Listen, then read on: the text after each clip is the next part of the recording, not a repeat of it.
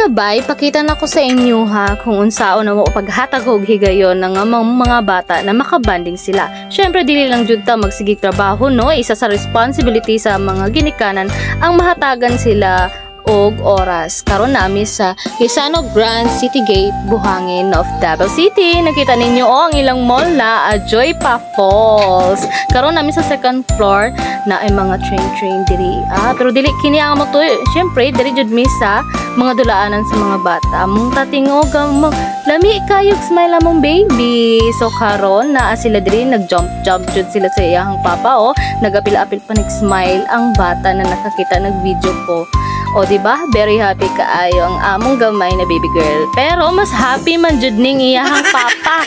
Wa jud ko kasabot kung mas na happy ang papa o ang baby. Murag ni balik magpagkabata ni iyang papa. Oy, matud pa niya. The first time daw niya kini. Bitaw no, wala man jud ni sa una oy. Pobre raman kay sa una. Dra raman ta magtumbalata sa gawas karon. Syala na kay mga tating na apay pa ato-atog mall na mag-playground.